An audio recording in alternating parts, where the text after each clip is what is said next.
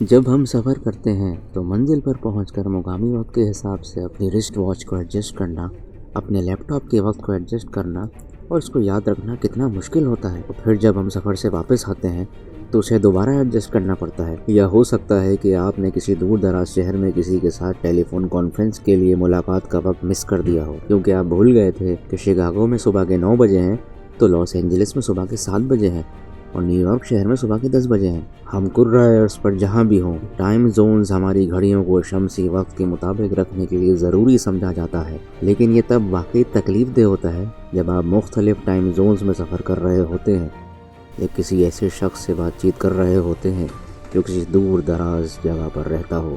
یہ واقعی عجیب بات ہے کہ ٹائم زونز کو الجھن پیدا کرنے کے بجائے اسے کم کرنے کے طریقے کے طور پر ایجاد کیا گیا تھا۔ جب ہم ایک مقام سے دوسرے مقام تک سفر کرتے ہیں تو کرائرس پر شمسی وقت مختلف ہونے کی وجہ سے بیشتر جگہوں میں دن کا وقت مختلف ہوتا ہے۔ بالٹیمور کے جانز ہاپکنز یونیورسٹی میں اپلائیڈ اکنامکس کے پروفیسر اسٹیو ہینک کہتے ہیں، وقت صرف سورج کی جگہ کے تعین سے ناپا جاتا تھا، اس لیے کہ سورج کی روشنی بتاتی ہے کہ کیا وقت ہے۔ مثال کے طور پر لندن میں دوپہر کا وقت برسٹل میں دوپہر کے وقت سے 10 منٹ پہلے آتا ہے۔ برسٹل جو کہ لندن سے 120 میل یعنی 193 کلومیٹر مغرب میں ہے۔ یہاں تک کہ جب لوگوں نے 1300 کی دہائی میں یورپ میں مکینیکل گھڑیوں کا استعمال شروع کیا تب بھی وقت میں تضادات برقرار رہے۔ ریلوے نے ٹائم زون کو کس طرح معیاری بنایا؟ صحیح وقت 1800 کی دہائی تک کوئی بڑا مسئلہ نہیں تھا، جب ریل گاڑیوں نے ایک جگہ سے دوسری جگہ تک تیزی سے سفر کرنا ممکن بنایا۔ اسٹیو ہینک کا کہنا ہے کہ اچانک لوگوں سے ٹرینیں چھوٹنے لگیں اور ٹرینوں کے تصادم ہونے لگے۔ یہ صرف یورپ ہی نہیں تھا جو ٹائم زونز کی الجھن سے دوچار تھا، امریکہ کے ہر شہر میں وقت کا معیار مختلف تھا۔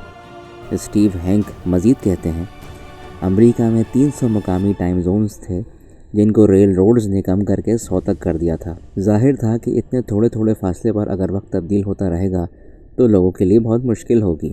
آخر کار ایک کینیڈین انجینئر سر سینفورڈ فلیمنگ سے 1876 میں آئرلینڈ میں ایک پرنٹ شدہ ٹائم ٹیبل میں غلطی کی وجہ سے ٹرین چھوٹ گئی، جس کی وجہ سے انہوں نے ان چیزوں کو ٹھیک کرنے کا فیصلہ کیا۔ فلیمنگ نے ایک ایسا نظام وضع کیا جس میں دنیا کو 24 ٹائم زونز میں تقسیم کیا جو پورے سیارے میں تقریباً 15 ڈگری کے وقفوں سے تھے۔ بالآخر دنیا نے فلیمنگ کے نظام کو اپنا لیا، جس سے مقامی وقت شمسی دن پر متعین نہیں تھا بلکہ اس بات پر تھا کہ کتنے ٹائم زونز نے کسی ایک مقام کو برطانیہ میں واقع رائل گرینچ آبزرویٹری سے الگ کیا ہے، اس لیے کہ گرینچ میں پرائم میریڈین عالمی وقت کا مرکز ہے اور ٹائم زونز کے عالمی نظام کی بنیاد ہے، جہاں گرینچ مین ٹائم یعنی کہ GMT کا تعین دن کے اوسط وقت سے کیا جاتا ہے جب سورج گرینچ میں پرائم میریڈین کے اوپر سے گزرتا ہے۔ پرائم میریڈین زیرو لانگیٹیوڈ کی لکیر ہے جو زمین کے گرد مشرق اور مغرب دونوں کے فاصلے کی پیمائش کے لیے نقطۂ آغاز ہے۔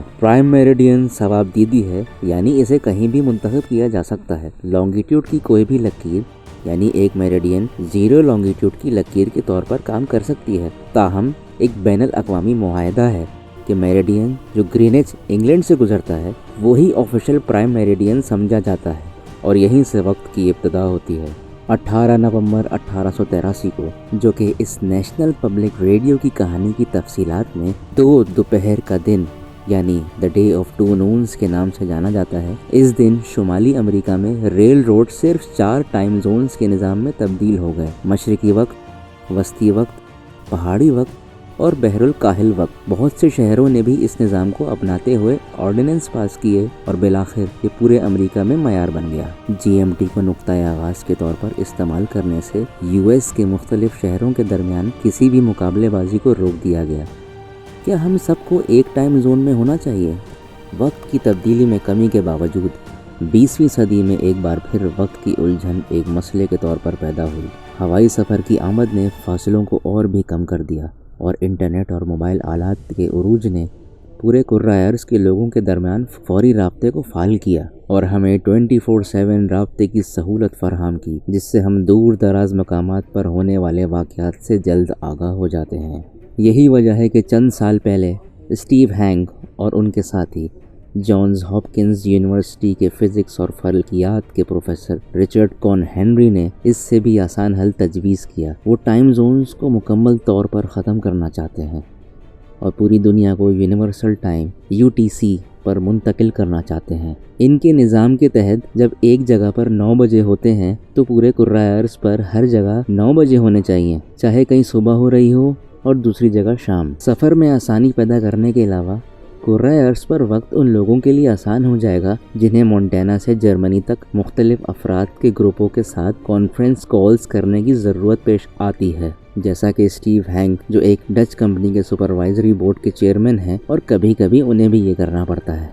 हेनरी ने अपनी एक ईमेल में दावा किया कि ना ख़त्म होने वाली उलझन हमेशा के लिए ख़त्म हो जाएगी और ज़िंदगी बहुत आसान हो जाएगी अगर वक्त एक जैसा हो जाए।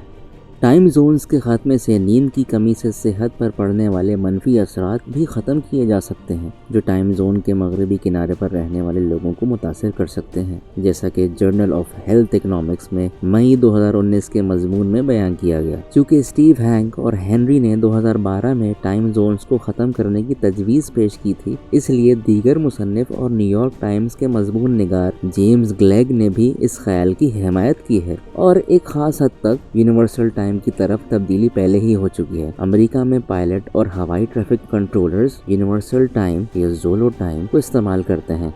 मुख्तलिफ मालियाती ताजिर जिनके मामलात बाज़ औक़ात सरहदों के साथ साथ टाइम जोन को भी अबूर करते हैं, कीमतों के दुरुस्त तयन करने के लिए इंटरनेट को इस्तेमाल करते हैं क्योंकि ये यूनिवर्सल टाइम पर चलता है। कुछ लोग सोच सकते हैं कि क्या यूनिवर्सल टाइम में तब्दीली लोगों के रोज़मर्रा के निज़ामुल औक़ात को बदल देगी, लेकिन स्टीव हैंक ऐसा नहीं सोचते। वो कहते हैं लोग समझते हैं कि अगर हम यूनिवर्सल टाइम पर मुंतकिल हो गए तो इसका मतलब ये होगा कि हम अंधेरे में कारोबार खोल रहे होंगे। नहीं, बल्कि जैसे कारोबार सूरज की रोशनी में करते हैं वैसे ही खुलेगा। यानी कि न्यूयॉर्क या बाल्टीमोर में अगर आप आमतौर पर सुबह 9 बजे कारोबार खोलते हैं तो आपकी घड़ी में यूनिवर्सल टाइम के मुताबिक 2 बजे होंगे।